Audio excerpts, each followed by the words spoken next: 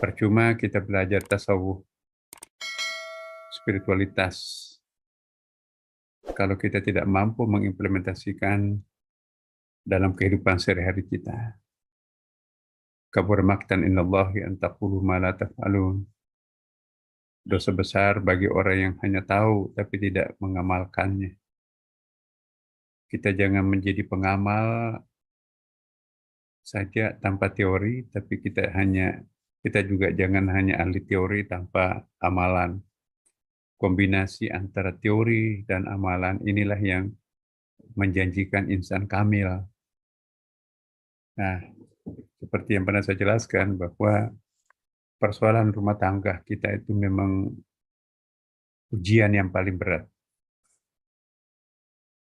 Maka itu ada sekitar 500 ayat yang berbicara tentang rumah tangga. Al-ahwalus syakhsiyah. Tapi yang berbicara tentang negara, masyarakat, itu hanya sekitar 10 ayat ya. Bahkan negara tidak sampai 10 ayat. Kenapa kok ayat yang banyak berbicara itu tentang hukum keluargaan, lingkungan keluarga? Karena idealnya memang kalau kita ingin menciptakan negara ideal, harus menciptakan masyarakat ideal. Kalau ingin menciptakan masyarakat ideal, pangkalnya, basicnya ialah harus menciptakan keluarga-keluarga ideal. Kalau keluarga berantakan, nggak mungkin bisa menjanjikan masyarakat ideal, apalagi negara ideal. Nggak ada negara ideal, masyarakat ideal yang terdiri atas rumah tangga berantakan, broken home. Ya, mari kita mulai perbaikan diri kita melalui kesuksesan kita membimbing, membina rumah tangga. Jangan potong kompas seperti orang-orang reaktif. Semua istrinya salah, semua suaminya salah. Nasib saya kok dapat suami seperti ini atau istri seperti ini. Itu orang-orang reaktif. Selalu menyalahkan keadaan, selalu menyalahkan orang lain. Suami nggak ada benarnya, istri juga nggak pernah benarnya. Jadi orang seperti ini reaktif. Justru kita diminta untuk menjadi proaktif. Ya, tidak ada orang baik, tidak ada orang buruk. Yang ada di sekitar kita itu adalah kegagalan kita menjadikannya menjadi orang baik. Jadi kalau ada orang buruk di sekitar kita, sesungguhnya bukan orang itu buruk, tapi kita gagal menjadikannya sebagai orang baik. Tantangan kita bagaimana mengembalikan mereka itu menjadi orang baik. Kalau kita putus asa berarti kita reaktif. Ya, tapi kalau kita mencari jalan keluar, hari ini aku gagal, besok ada cara lain. Besok pun juga aku gagal, aku harus mencari cara lain. Lama-kelamaan akhirnya akan ketemu ujungnya. Segala sesuatu pasti ada ujungnya. Tidak ada benang yang tak berujung. Tidak ada problem yang tanpa solusi, dan tidak ada penyakit tanpa obat. Cuma kita belum menemukan aja. Likulli da'in dawa ilal maut. Semua penyakit pasti ada obatnya. Ya, semua benang pasti ada ujungnya. Mengurai benang kusut harus menemukan ujungnya sebelah menyebelah. Tanpa putus asa. Memang perlu waktu dan itu ujian buat kita.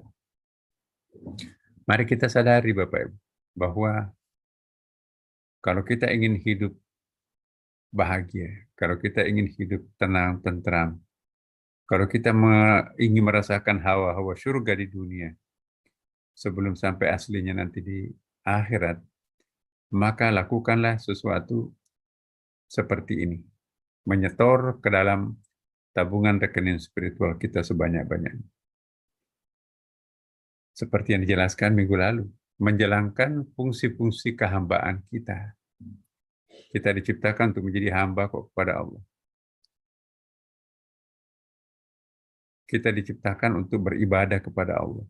Bagi orang yang beriman, apapun pekerjaan yang dilakukan, kalau itu dilakukan dengan niat, itu pasti ibadah.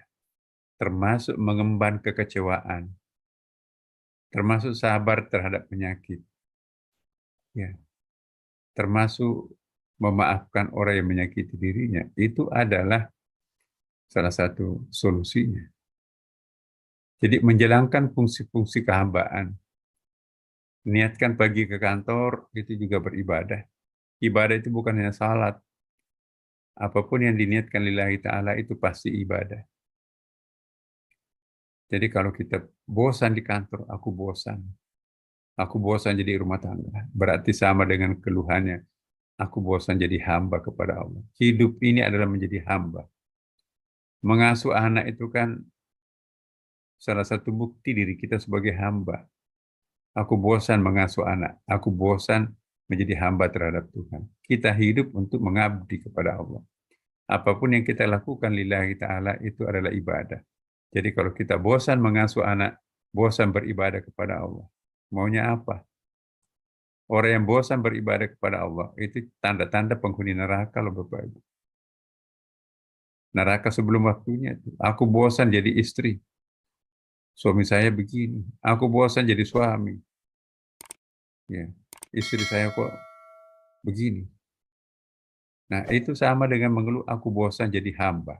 Kok Tuhan melakukan seperti ini kepada aku? Berarti, ya, itu statement yang reaktif. Maka itu kita harus hijrah dari orang-orang reaktif menjadi proaktif. Tidak ada orang buruk di sekitar kita. Yang ada adalah kegagalan kita menjadikannya sebagai orang baik. Tidak ada anak keras kepala di rumah kita. Yang gagal itulah ada. Ya.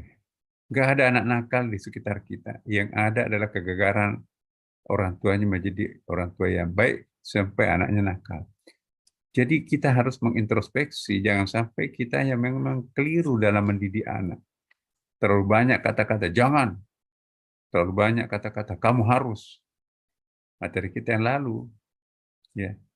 Orang yang suka menggunakan, mengumbar kata-kata jangan terhadap anaknya. Kamu harus, kebalikannya ya. Nah itu bukan mendidik, itu bahasa-bahasa pejabat ya, itu bahasa-bahasa struktural, bukan fungsional. Padahal fungsi Bapak Ibu itu adalah fungsional, bukan struktural.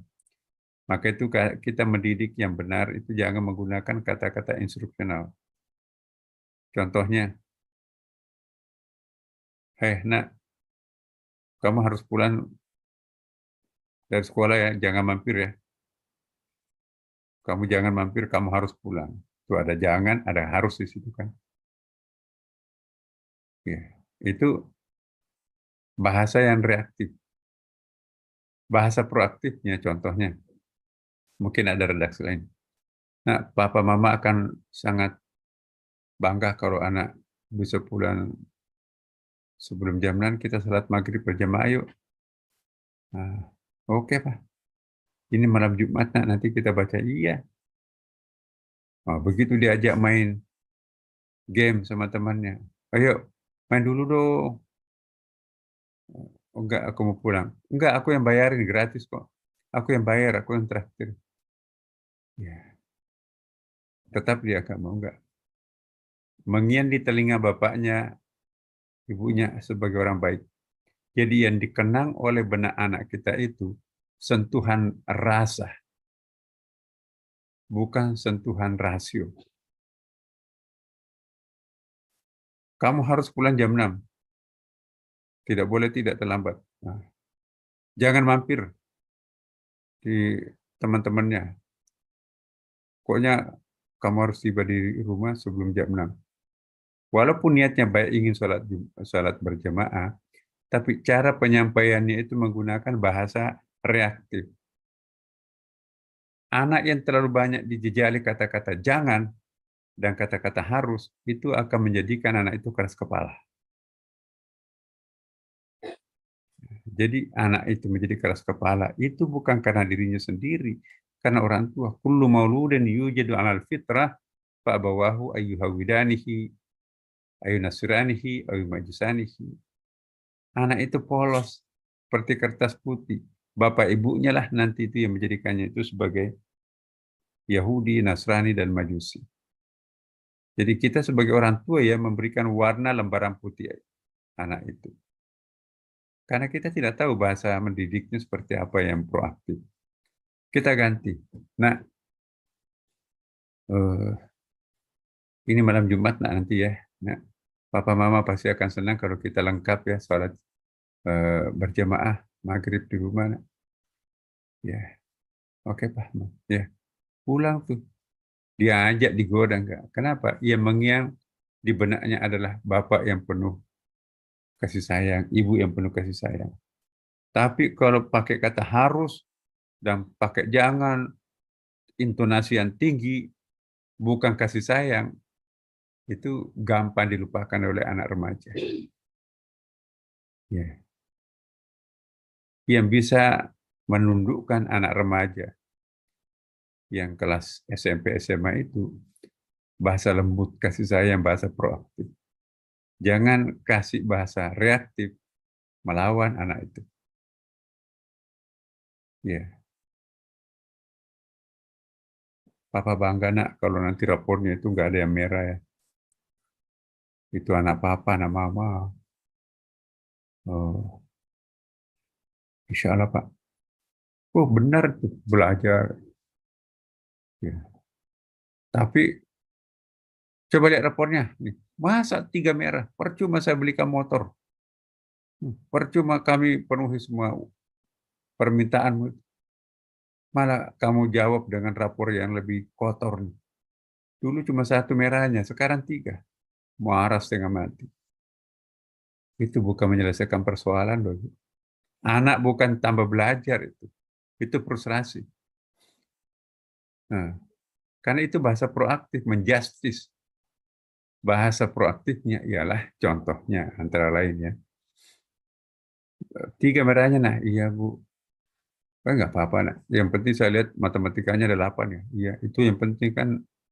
Ah, Nanda kan nanti mau di kedokteran. Yang penting biologinya bagus kok. Ini bagus. Jangan khawatir bahasa Inggrisnya gampang kok itu. Ya, pokoknya saya bangga. Anakku ini pokoknya IPA-nya bagus. Nah, padahal hatinya kesel. Tapi jangan menampakkan kekesalannya dia anak. Diam-diam panggilkan guru privat bahasa Inggris. Nah, supaya nanti komprehensif ya. Ikut ya. Saya panggil teman papa yang bisa bahasa Inggris ngajarin. Ya, oh belajar tuh. Dan belajar beneran. Tapi kalau kita paksa, kamu harus belajar. Enggak lah, Bu. Anak remaja nggak bisa dipaksa. Itu seperti gelas yang tertutup. Ditaruh air nggak bisa masuk. Tuh. Karena pesan diri kita. Jadi secara psikologis, ini penelitian psikologi juga ya. Kata-kata jangan dan kata harus itu bahasa yang tidak mendidik. Ya, tapi sentuh logikanya, sentuh kepentingannya. Ya, nggak apa-apa bahasa Inggrisnya merah, Papa juga sama. Ya, yang penting ya kita lihat cara yang terbaik mengatasinya. Iya, diam-diam panggil guru privat bahasa Inggris belajar tuh. Semester depannya, Masya Allah, bahasa Inggrisnya 8. Ya, yang lainnya pokoknya 8 semua. Kenapa? Motivasi dari orang tuanya. Jangan membuat anak kita frustrasi. Bahasa yang membuat orang lain frustrasi itu bahasa reaktif. Tapi bahasa yang membuat orang lain itu bersemangat itu bahasa aktif. Tidak semua yang ada di unek-unek di kepala itu harus dibongkar walaupun itu anak kita. Dimarahi di kantor balas dendam terhadap istrinya di rumah anak-anaknya. Jadi istrinya udah tahu ini pasti dimarahi di kantor. Kita jadi sasaran di sini nak. Itu orang tua yang reaktif. Urusan kantor jangan dibawa pulang ke rumah. Urusan marahan di rumah dibawa ke kantor juga. Sakit gigi, semua orang di kantornya sakit gigi. Pulang ke rumahnya juga semuanya sakit gigi. Tuh, ini pembawa energi negatif banget. Orang yang membawa energi positif tidak ketahuan kalau dirinya sakit gigi itu. Sama sekali nggak kebaca kalau ada persoalan rumah tangganya itu. Begitu ke kantor lupa rumah tangganya. Begitu pulang ke rumah keluarganya, lupa kalau dia dimarahi di kantor. Dia memberikan keriangan, keceriaan kepada anak-anak. itu orang tua, proaktif tuh.